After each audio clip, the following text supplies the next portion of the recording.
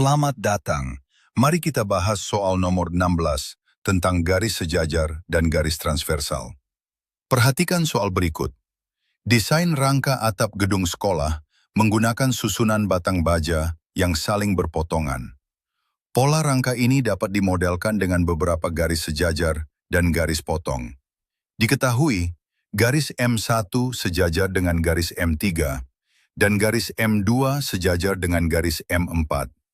Keempat garis tersebut dipotong oleh dua garis transversal, membentuk titik-titik potong P, Q, R, S, dan T. Besar sudut P adalah 40 derajat. Sekarang mari kita analisis setiap pernyataan. Pernyataan pertama, besar sudut Q sama dengan 40 derajat. Perhatikan, sudut P dan sudut Q adalah sudut sehadap atau corresponding angles. Karena garis M1 sejajar dengan garis M3, maka sudut sehadap memiliki besar yang sama. Jadi, sudut Q sama dengan sudut P, yaitu 40 derajat. Pernyataan ini benar. Pernyataan kedua, besar sudut R sama dengan 140 derajat. Sudut P dan sudut R adalah sudut dalam sepihak atau co-interior angles. Sifat sudut dalam sepihak adalah jumlahnya 180 derajat. Maka, sudut P ditambah sudut R sama dengan 180 derajat. 40 derajat ditambah sudut R sama dengan 180 derajat. Sehingga, sudut R sama dengan 140 derajat. Pernyataan ini benar. Pernyataan ketiga, sudut S dan sudut P merupakan sudut bertolak belakang. Ingat, sudut bertolak belakang hanya terbentuk pada satu titik potong yang sama. Sudut S dan sudut P berada pada titik potong yang berbeda. Oleh karena itu, keduanya bukan sudut bertolak belakang. Pernyataan ini salah. Jadi kesimpulannya, pernyataan pertama benar, pernyataan kedua benar, dan pernyataan ketiga salah. Semoga penjelasan ini membantu. Terus semangat belajar. Halo semuanya, mari kita selesaikan soal nomor 17 tentang segitiga siku-siku. Perhatikan soalnya. Segitiga PQR adalah segitiga siku-siku di titik P. Titik S terletak pada sisi QR, sehingga garis PS tegak lurus terhadap QR. Diketahui, panjang PQ sama dengan 24 cm dan panjang QS sama dengan 6 cm. Kita diminta menentukan benar atau salah untuk tiga pernyataan. Pernyataan A, segitiga PQS dan segitiga PRS saling sebangun. Mari kita analisis. Karena sudut P adalah sudut siku-siku pada segitiga PQR dan PS tegak lurus QR, maka terbentuk dua segitiga siku-siku yang lebih kecil. Sudut-sudut pada segitiga PQS dan segitiga PRS saling bersesuaian. Artinya, kedua segitiga ini memang sebangun. Jadi, pernyataan A adalah benar. Pernyataan B, panjang sisi QR adalah 30 cm.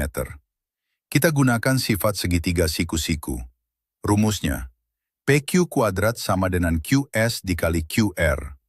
Substitusi nilainya, 24 kuadrat sama dengan 6 dikali QR. 576 sama dengan 6 QR. Maka QR sama dengan 96 cm. Bukan 30 cm. Jadi, pernyataan B adalah salah.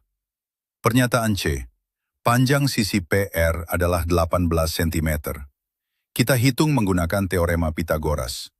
PR kuadrat sama dengan QR kuadrat dikurangi PQ kuadrat. PR kuadrat sama dengan 96 kuadrat dikurangi 24 kuadrat. Hasilnya, PR kuadrat sama dengan 9216 dikurangi 576, yaitu 8640. PR sama dengan akar dari 8640, yaitu kurang lebih 92,95 cm, bukan 18 cm. Jadi, pernyataan C adalah salah. Kesimpulannya, pernyataan A benar, pernyataan B salah, dan pernyataan C salah. Semoga penjelasan ini membantu. Terima kasih. Baik, mari kita bahas soal nomor 18. Sebuah sekolah kejuruan akan membuat kemasan berbentuk 5 segi 4 untuk wadah souvenir. Alas limas berbentuk persegi dengan panjang sisi 8 cm dan tinggi limas 3 cm. Karton yang tersedia berukuran 60 cm kali 80 cm. Pertanyaannya, berapa banyak kemasan maksimum yang dapat dibuat? Langkah pertama, kita cari tinggi sisi miring segitiga pada limas. Kita gunakan teorema Pythagoras. Setengah dari sisi alas adalah 4 cm dan tinggi limas 3 cm. Maka, tinggi sisi miring sama dengan akar dari 3 kuadrat ditambah 4 kuadrat, yaitu akar dari 9 ditambah 16, sama dengan akar 25, hasilnya 5 cm. Langkah kedua, kita gambar jaring-jaring limas. Jaring-jaring limas segi 4 terdiri dari satu persegi di tengah berukuran 8 kali 8 cm dan 4 segitiga sama kaki di setiap sisinya, dengan alas 8 cm dan tinggi 5 cm. Bentuknya menyerupai tanda plus. Ukuran kotak pembatas jaring-jaring ini adalah 18 kali 18 cm. Langkah ketiga, kita hitung berapa jaring-jaring yang muat pada karton 60 kali 80 cm. Secara baris, 60 dibagi 18 sama dengan 3 sisa 6. Secara kolom, 80 dibagi 18 sama dengan 4 sisa 8. Jadi, dalam susunan kotak, kita bisa muat 3 kali 4 sama dengan 12 jaring-jaring. Namun, karena jaring-jaring berbentuk plus, ada ruang sisa di sudut-sudut yang cukup untuk menampung 2 jaring-jaring tambahan dengan penataan yang efisien.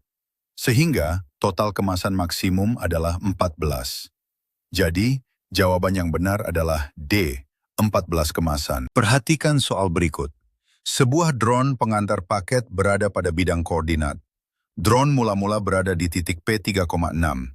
Kemudian, drone tersebut bergerak mengikuti transformasi translasi, sehingga posisinya berpindah ke titik P aksen, yaitu 8,3. Pertanyaannya, translasi apa yang dilakukan drone tersebut? Mari kita selesaikan bersama. Untuk mencari translasi, kita hitung selisih koordinatnya.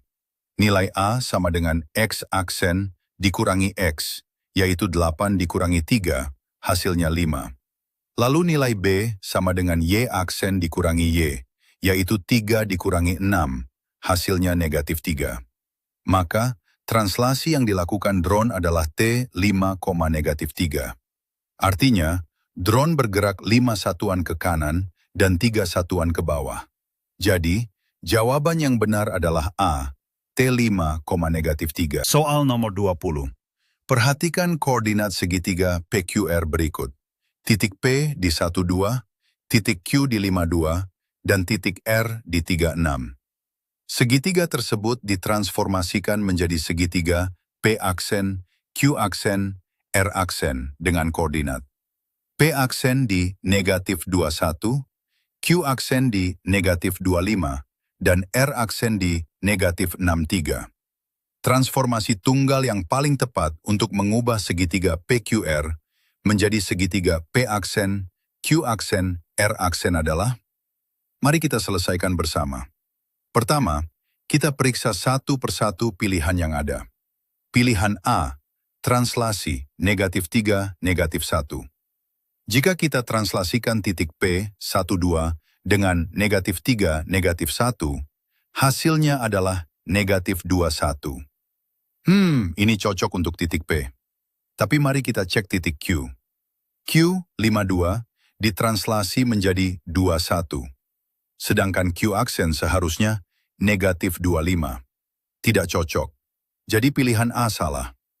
Pilihan B, refleksi terhadap garis Y sama dengan X. Rumusnya adalah X, Y menjadi YX.